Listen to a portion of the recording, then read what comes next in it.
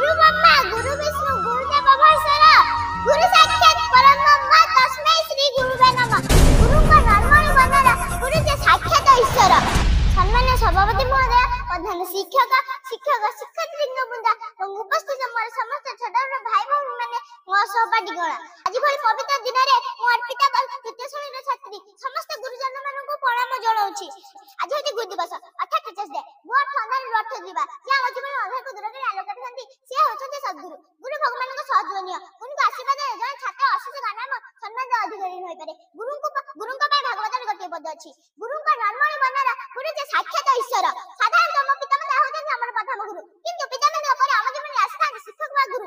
ଏହି ଗୁରୁମାନେ ଆମର ପ୍ରତ୍ୟେକ ଛୋଟ ଭୁଲକୁ କ୍ଷମା କରି ଆମକୁ ବୁଦ୍ଧି ଶିକ୍ଷା ଦେଇ ଆମ ଭବିଷ୍ୟତର ଜୀବନ ଯାତ୍ରାକୁ ସରଳ ଆଲୋକିତ କରିଥାନ୍ତି। ସେହି ଗୁରୁମାନଙ୍କୁ ସମ୍ମାନ ଜଣାଇବା ସହିତ ତାଙ୍କ ସାନ୍ନିଧ୍ୟ ଲାଭ ପାଇଁ ଆମେ ପ୍ରତିବର୍ଷ ଏହି ପବିତ୍ର ଗୁରୁ ଦିବସକୁ ପାଳନ କରିଆସୁଅଛୁ।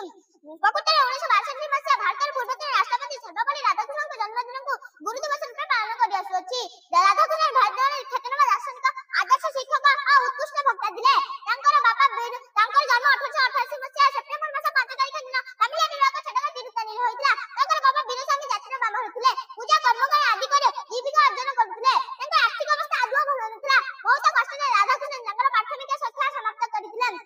ହାଇସ୍କୁଲ ଶିକ୍ଷା, ବୁରିଜ କଲେଜରୁ କଲେଜ ଶିକ୍ଷା ଏବଂ ମାଡ୍ରାସ ଖ୍ରୀଷ୍ଟିଆନ କଲେଜରୁ ଦର୍ଶନ ଓ ତର୍କଶାସ୍ତ୍ରରେ ବିଏ ଓ ଏମଏ ଶିକ୍ଷା ଲାଭ କଲେ। 1909 ମସିହାରେ ସେ ମାଡ୍ରାସ ପ୍ରେସିଡେଣ୍ଟ କଲେଜର ଆସିଷ୍ଟାଣ୍ଟ ପ୍ରଫେସର ଭାବେ ଯୋଗ ଦେଲେ। ସେ ଥିଲେ ଜଣେ ଆଦର୍ଶ ଶିକ୍ଷକ। ସେ ପିଲାମାନଙ୍କୁ ଭଲ ପାଉଥିଲେ, ପିଲାମାନଙ୍କ ସହ ଆତ୍ମୀୟ କରି ମିଶୁଥିଲେ। 1952 ସେ ଭାରତର ଉପରାଷ୍ଟ୍ରପତି ହେଲେ। 1962 ସେ ଭାରତର ଦ୍ୱିତୀୟ ରାଷ୍ଟ୍ରପତି ହେବାର ଗୌରବ ଅର୍ଜନ କଲେ। ରାଧାକୃଷ୍ଣ ତାଙ୍କର ଶିକ୍ଷକ ସମାଜ ବଡ଼ ଦଳିତ ଅବହେଳିତ ହୋଇଛନ୍ତି। ଭାରତ ସମାଜ ସେମାନଙ୍କୁ ସମ୍ମାନ ଦେବା ପାଇଁ କୁଣ୍ଠିତ। ଶିକ୍ଷକ ସମାଜ ପ୍ରତି, ଶିକ୍ଷକ ଶ୍ରେଣୀ ପ୍ରତି ଦୃଷ୍ଟି ଆକର୍ଷଣ କରିବା ସହିତ ନିଜ ଜନ୍ମଦିନକୁ ଗୁରୁ ଦିବସ ରୂପେ ପାଳନ କରିବା ପାଇଁ ସେ ଜନସାଧାରଣଙ୍କୁ ନିବେଦନ କଲେ। ସେହି ଦିନଠାରୁ ସେପ୍ଟେମ୍ବର ମାସ 5 ତାରିଖକୁ ଭାରତବାସୀ ଗୁରୁ ଦିବସ ରୂପେ ପାଳନ କରିଆସୁଅଛି। ଶିକ୍ଷକ ହେଉଛନ୍ତି ଜାତି ନିର୍ମାତା। ଗୁରୁଙ୍କ କୃପାରୁ ଶିଷ୍ୟ ବଡ଼ ହୁଏ। ଆସନ୍ତୁ ଏହି ମହାନ ଗୁରୁଙ୍କ ଆଦର୍ଶରେ ଅନୁପ୍ରାଣିତ ହୋଇ ଚଳିବା। ତେଣୁ କୁହାଯାଇଛି, ଗୁରୁ ବ୍ରହ୍ମା ଗୁରୁ ବିଷ୍ଣୁ ଗୁରୁଦେବ ମହେଶ୍ଵର ଗୁରୁ ସାକ୍ଷାତ ପରବ୍ରହ୍ମ ତସ୍ମୈ ଶ୍ରୀ ଗୁରୁବେ ନମଃ। ଏତିକି କହି ବକ୍ତବ୍ୟ ଶେଷ କରୁଛି। ଜୟ ହିନ୍ଦ।